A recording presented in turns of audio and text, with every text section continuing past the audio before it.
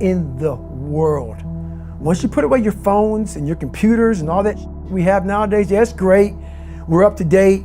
But your brain is the only thing you have when you're going through depression, when you're going through hard times, when you're going through death, real life. You can't Google that, man. You're alone. You're alone. You may have a shrink you're going to, you may have a best friend you're going to, but there's 24 hours in the day where you're alone in this brain, and your brain is talking to you in all kinds of ways, and it wants to control you and pull you in these different pockets.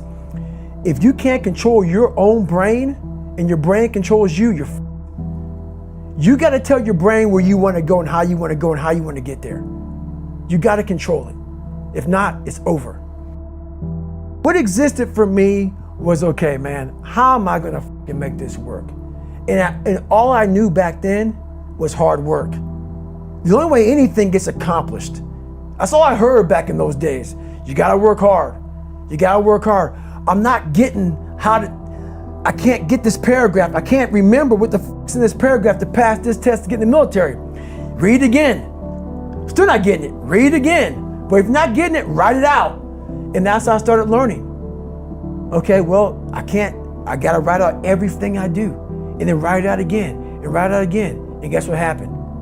I got it. I can't swim. I'm negative buoyant. Go back again. I can't swim. Go back again. Go back again. Go back again. I got it. I realized if I keep going back and going back and going back until the just becomes, your mind will say, okay, we're gonna figure it out, because he is not going to stop. It's not like I'm gonna try one more time. No, it's just like alarm clock goes off, boop, we're going back. I can't read right, we're going back. I gave myself no way out, and my mind realized that. They said, okay, we're gonna adapt and overcome now. Like a lot of people say, trying hard. Your mind knows, man. It knows this guy's bullshitting me, man. This guy's lying. There's no truth behind it. When I was in Navy SEAL training, people go, how were you there for 18 months? The program was only 6 months long. You were in 3 hell weeks in 1 year. No one's ever done that. How did you do that? I talk about the new norm. When I lived in a $7 a month place when I was growing up for a short period of time, I loved it. I didn't know any different. That was my norm. Once we moved out of that place, we moved to a $236 a month place. I was like, I never want to go back to that little piece of shit. But if you go back to that $7 a month place and you realize this is where I live, this is all I got, your mind says, roger that, this is home. So when I was going through Navy SEAL training for 18 months and going back through all the hard parts over and over again, I told myself after the first time, I knew it was gonna be a long journey there. My body was breaking down. It was just how it was going on. I said, you know what, this is my new norm. So my mind said, it's like going to work. Like you go to work, you put your suit and tie on, I go into suffering every day.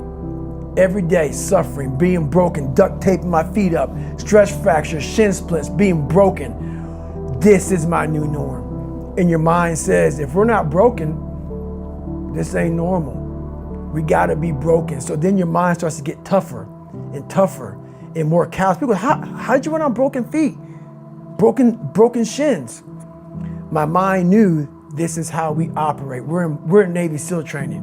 This is what we are. I became hell. And that became my new norm. I gave myself no way out. There was nothing outside these walls of hell. Nothing. I love God, but for a short period of time, I became the devil, because that was hell. I became the boss, the owner, the CEO of Navy SEAL training. That was my mindset. And that's how you get through things. You immerse yourself in wherever it is, and you become that. You become that and give yourself no way out. When I was 297 pounds and I was fat as hell trying to be a Navy SEAL, the scariest thing in the world to me, even to this day, was that could have been the rest of my life. I thought then I was trying hard. That's the scariest thing in the world. I thought then, 297 pound, working for Ecolab, spraying for cockroaches, making $1,000 a month. I thought that was me at my 100% potential. Come to find out, a few years later, I wasn't anywhere near that. 106 pounds less, graduated Navy SEAL training, went on to do all these other things. Looking back on that, that was me trying hard. That's why people gotta understand, what is in us, we have no idea until we start trying hard. And I mean really trying hard, where you're obsessed with, hey, this is my new norm. My new norm is that, wow, this isn't always fun. It's not always meant to be fun. And that's when you know you're trying hard. People hear my story and think this guy is sadistic. I realized how the brain works. I figured out how the brain works. I'm a scared kid, and that's what gives me so much power. I had no foundation, and I built this off of just researching the mind. The feeling you get is basically invincibility. You realize that you can't do it all the time. When you need to do it, I know I can go to a place that I can live in. And when you know that you can run on broken legs and you can do certain things that a lot of people can do, but they're not willing to do, this power, this sympathetic nervous system of fight or flight, and you're fighting, it gives you this charge of energy of when you're sitting there at 3:30, 4 o'clock in the morning and you're duct taping your feet up because they're broken, and you're doing it by yourself, and you're going through arguably one of the hardest training in the world. And these guys, most of them are healthy, and you're going through it broken, and you're already at a disadvantage, but you're still there.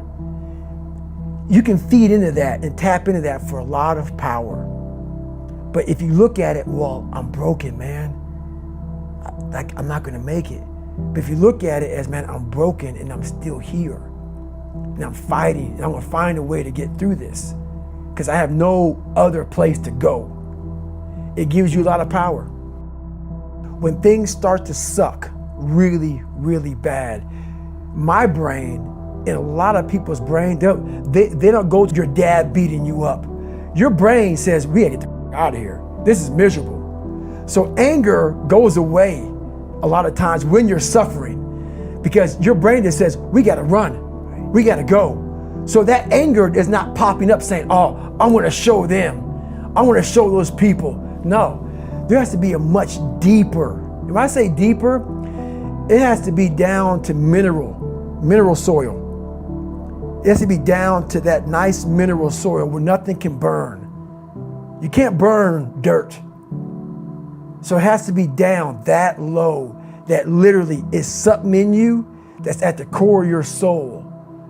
But you don't find it unless you spend a lot of time with what you want to be in life. I can't give that to you. Right. You can't give it to somebody. When you find your true passion in life, and my passion for me was like, oh, I want to be, I don't give a Navy SEALs, Army, I don't give a shit. I want to serve my country.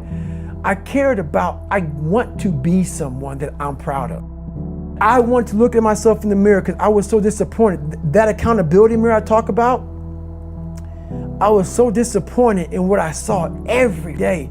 I wanted everybody to love David Goggins. And a lot of people did. I didn't love myself. But I knew a lot of us want to find peace first. So people say, man, you always talk about this suffering and pain and I'm at peace right now because I went through that. Right? You don't find peace first. If you do, Merry Christmas. More power to you. More power to you. I found peace on the opposite end of finding myself. And no one really finds themselves without going through trials, tribulations, suffering, accountability. And accountability is suffering. Being accountable every day for doing right for yourself, for the people next to you, it's miserable. It's hard. So, even the smallest details.